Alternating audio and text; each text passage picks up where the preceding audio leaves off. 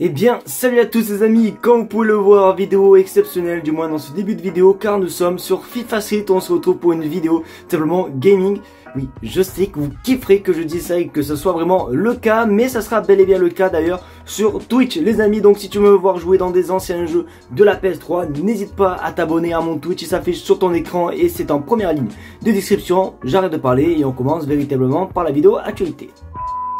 Bien, salut à tous les amis, j'espère que vous allez bien, j'espère surtout que vous m'en voulez pas par rapport à la feinte que je viens de vous faire. Limite c'était une feinte à la Ousmane Dembélé les amis, mais vous inquiétez pas, on va bientôt faire des live gaming les amis comme je vous l'ai dit sur Twitch, donc n'hésitez vraiment pas les amis. Et peut-être demain soir les petits potes, donc restez bien connectés les amis. Mais bon, aujourd'hui on va pas parler de gaming, mais on va parler simplement de l'actualité du Barça, puisque ça fait 3 ans les amis que je vous partage tous les jours l'actualité du FC Barcelone. Et aujourd'hui d'ailleurs on a une info qui nous vient de Fabrizio Romano, donc autant vous dire qu'au niveau source on est vraiment plutôt serein, donc restez bien jusqu'à la fin de la vidéo. Forcément on va un petit peu parler aussi du match un petit peu de hier quoi, entre le Retafe et le FC Barcelone. Voilà, il y a beaucoup de choses d'ailleurs à dire, donc vraiment les gars restez bien jusqu'à la fin de la vidéo parce que la vidéo va être exceptionnelle. Sur ce, je vais arrêter de parler, on passe l'intro et on commence par l'info numéro 1, c'est parti.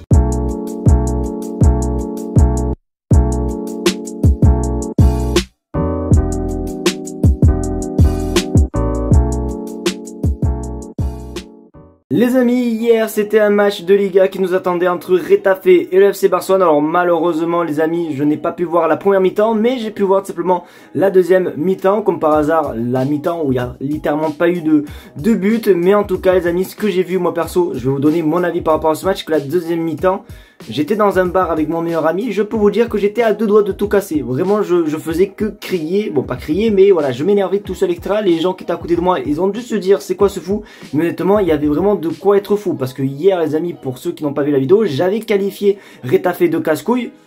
Mais honnêtement, le match a confirmé tout simplement ce que je pensais, puisque c'est vraiment une équipe de casse-couilles. Ils sont juste là tout simplement à jouer les coups. D'ailleurs, Alejandro Balde en plus, il a été victime d'insultes racistes, je crois. Donc ça vraiment, c'est, je vous dis, Retafe, c'est vraiment le club, je sais pas, que je déteste. Vraiment, je déteste ce club, tout comme le Real Madrid.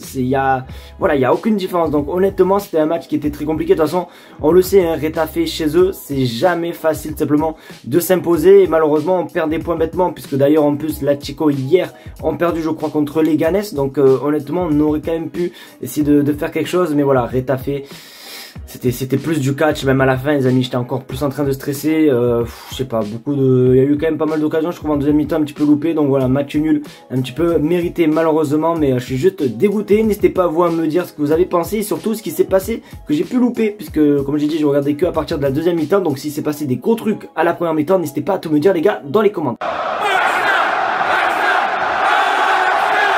Quand je vous dis tout simplement que jouer à Retafe, c'est vraiment trop compliqué, c'est vraiment pas du tout une blague, puisqu'il y a une stat aussi qui est sortie du coup forcément, puisqu'avec le match nul de hier, ça confirme tout simplement mes dires. Et du coup regardez sur votre écran, 2021-2022 0-0, après 22-23 0-0, 23-24 0-0 et simplement 2025 c'était 1-1. Donc vraiment pour vous dire, hein, ça fait littéralement 4 saisons qu'on n'arrive pas à s'imposer chez eux. Et c'est vrai que voilà, c'est vraiment une ambiance toxique. Faut vraiment, je sais pas, faut vraiment être motivé pour être supporter de Retafe. Donc bon, voilà, mais voilà, pour vraiment vous dire que Retafe ça n'a jamais été facile. Alors honnêtement hier j'ai vraiment trop cru, hein, j'avais dit 3-0 pour le Barça.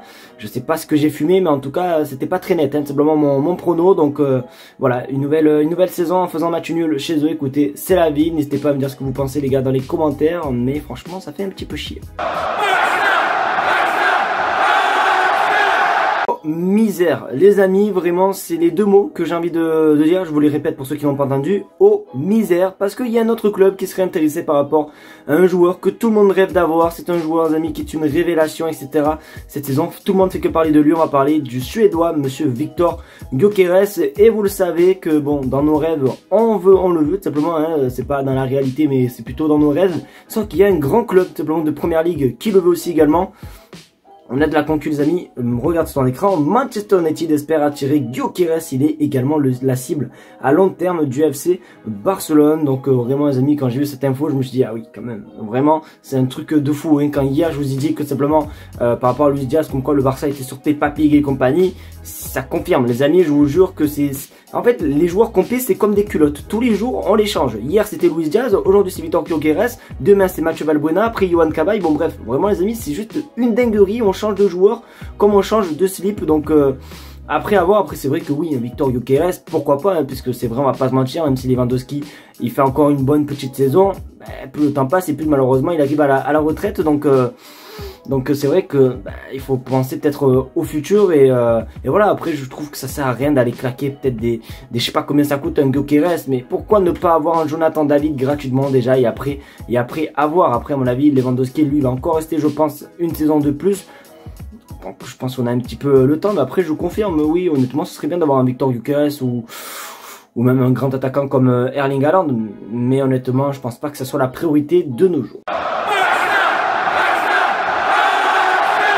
El grande giornaliste italiano Fabrizio Romano a parlé par rapport à Marcus Rashford. Alors s'il y a bien une petite série durant cette mercato hivernal pour le Barça, c'est bien le cas simplement de Marcus Rashford. Vous le savez, Marcus Rashford et Manchester United, c'est simplement le divorce et le joueur anglais cherche simplement une petite porte de sortie. Il a toujours simplement donné son amour pour le championnat espagnol et forcément le Barça est quand même assez intéressé et Fabrizio Romano a parlé, regarde ce qu'il a dit. Marcus Rashford, une nouvelle fois absent du banc de Manchester United comme prévu, des négociations sur son départ auront lieu la semaine prochaine avec le Borussia Dortmund et le Barça prêt à d'autres contacts les amis. Donc du coup voilà, il y a le Borussia Dortmund et le Barça qui devraient négocier avec l'anglais la semaine prochaine et je sais pas vous, je trouve que Marcus Rashford à Dortmund en vrai, alors ça n'a rien à voir hein, les amis, je donne juste mon avis, mais je sais pas, je trouve que ça va mieux pour lui Dortmund que le Barça. Après honnêtement je dis pas non hein, c'est vrai que même si c'est pour un prêt de 6 mois extra, ça peut toujours énormément nous aider hein, puisque à l'heure actuelle Ansu Fati n'est même plus dans les feuilles de match etc.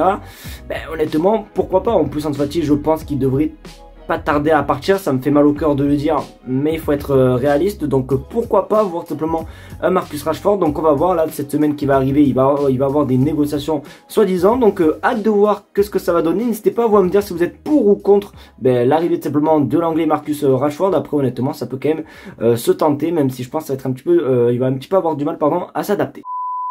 Les amis, c'est déjà la fin de cette vidéo, j'espère qu'en tout cas elle vous aura plu. C'est le cas, n'hésitez pas à me le faire savoir en mettant un maximum de pouces bleus, à vous abonner surtout les amis sur ma chaîne YouTube et à surtout vous abonner simplement à mon Twitch. De toute façon c'est clair, si vous n'êtes pas abonné à mon Twitch, je vous donne un coup de manette PS3.